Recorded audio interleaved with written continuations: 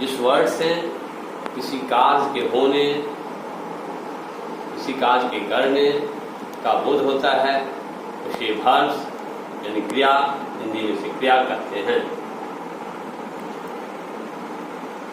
Class 5 में आप students verb के बारे में अध्ययन करते हैं। वैसे हायर क्लासेज में वर्ब्स के बारे में हम विशद अध्ययन करेंगे। यहाँ क्लास 5 में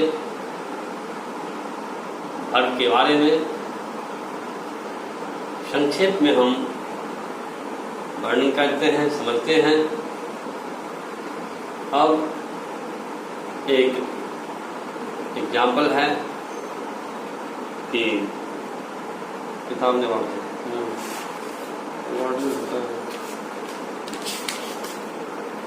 Once upon a time there were 4 friends। एक कहानी के रूप में आप समझिए कि वर्ब क्या है। There were 4 friends, a cock, a dog, a cow and a donkey. They lived and worked as a farmer's field. The donkey pulled heavy carts. The cow gave milk. The dog guarded the house, and the cock woke up the farmer.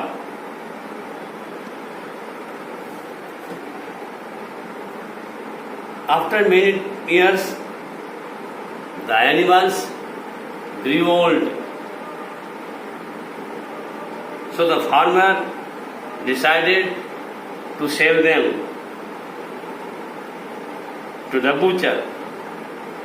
The dog heard of the plan and ran to tell his friends about the plot, about the plan of the farmer.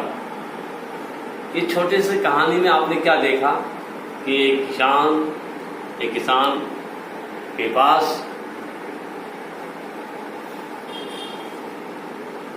एक डंकी, एक गाय, एक मुर्गा, एक dog, ये सारे पशु थे, पशु पक्षी थे जो इन्हें काम में, फार्मर के काम में मदद करता था। वो धीरे धीरे बड़े हुए बूढ़े हो गए, अब उतने काम लायक नहीं थे। किसान उन्हें चाहा कि बूचर के हाथ, कसाई के हाथ इनको बेच दे। कहने का मतलब इसमें जो सेंटेंस आया है कि आपने पढ़ा कि डॉग वॉचिंग का काम करता था, कॉक किसान को जगाने का काम करता था, कॉक जगाने का काम करता था, डॉग गार्ड का काम करता था, वॉच करने का काम करता था, गाय दूध देती थी, टंकी बोझे ढोता था। अब ये बूढ़े होते, किसान ने इन्हें बूचर के हाथ बेचना चाहा। तो आप इस शॉर्ट स्टोरी में देखा कि ये जो विभिन्न प्रकार के इनके हेल्पर्स थे जो बूढ़े हो गए, अब उन्हें वे बेचना चाहते थे। अब इन सेंटेंस को देखिए, फिर उसी सेंटेंस को, once upon a time there 4 friends, a cock, a dog, a cow and a donkey. They sat in a farmer's field. They and in a farmer's field, the donkey, heavy carts, the cow milk, the dog the house and the cow, the farmers, on time, every day. After many years, the animals old. So the farmer, to them, to the butcher, the dog of his plants, and to his friends, and sad news. तो अब जो यह कहानी आपने सुना, इसमें क्या आपने देखा, इसमें वर्ब का प्रयोग नहीं किया गया है। तो जिस सेंटेंस में वर्ब का प्रयोग न किया गया हो वह सेंटेंस नहीं हो सकता है।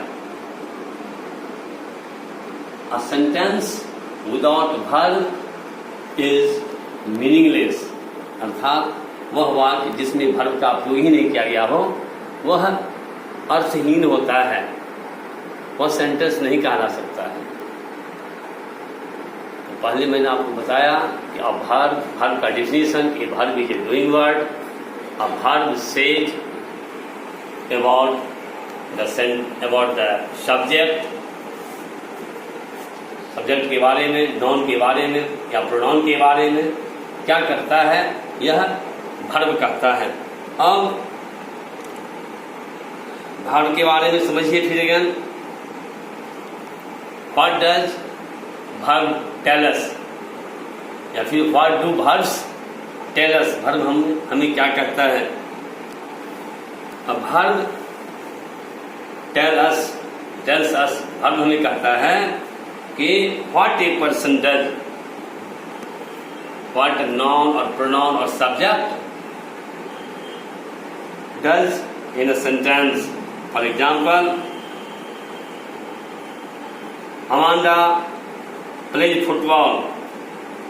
Amanda plays football.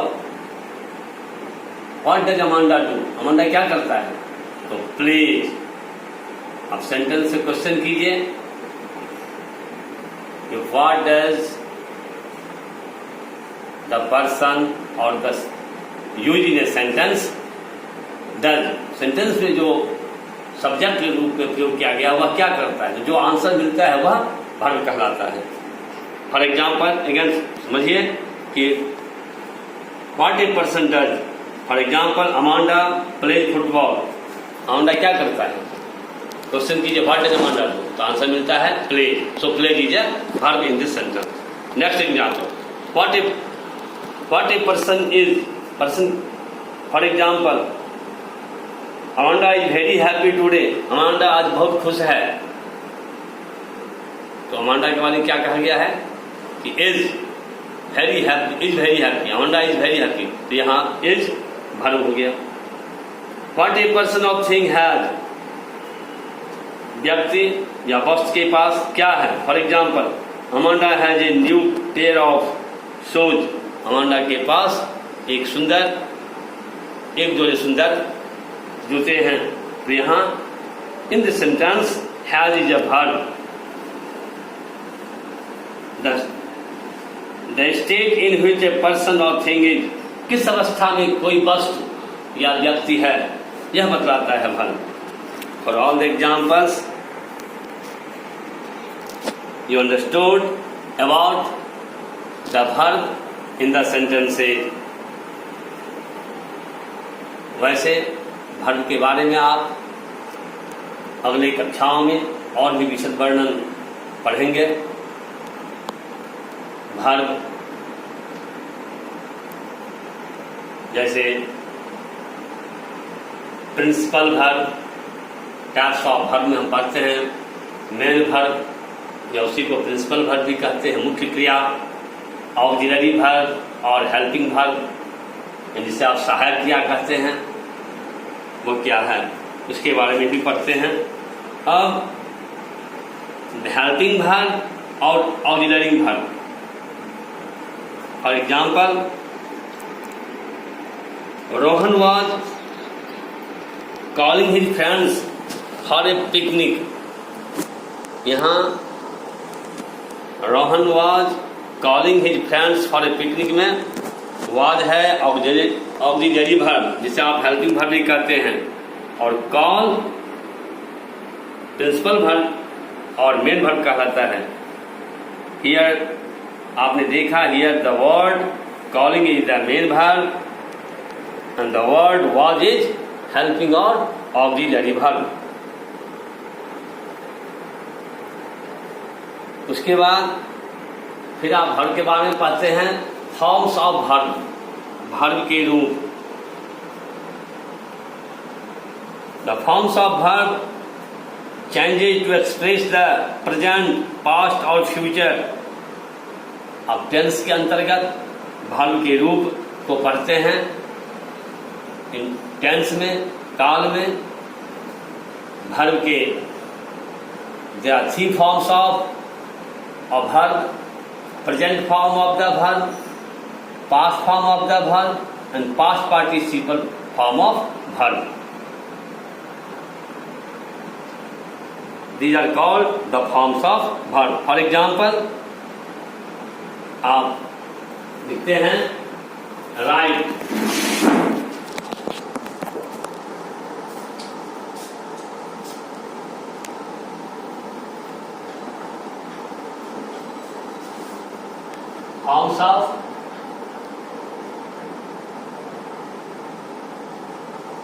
forms of verb: present,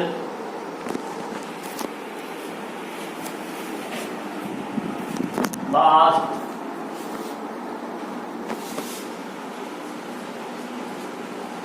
past participle,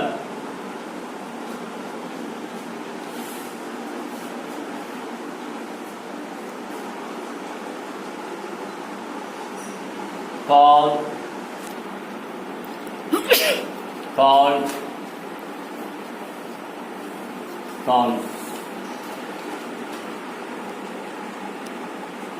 play,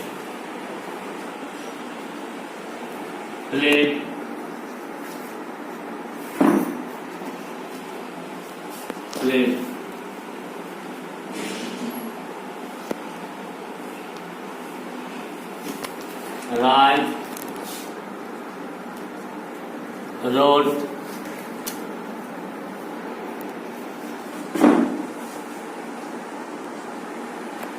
written,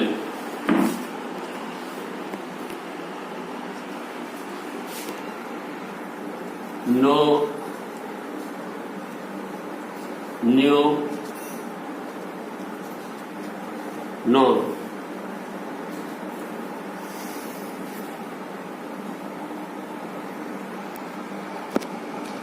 Go,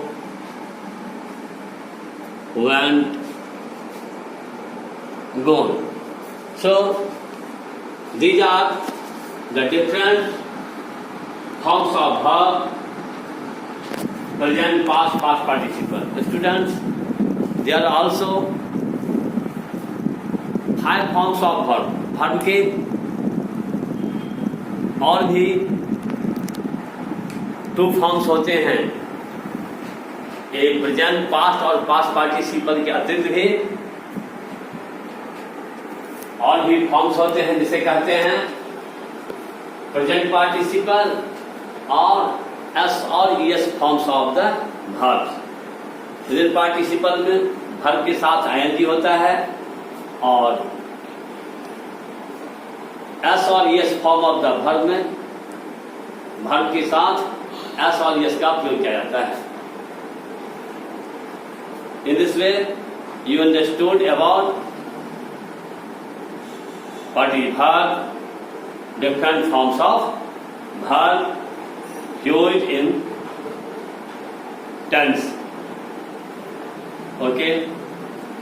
Today you understood about verbs. Next day, shall study about tenses.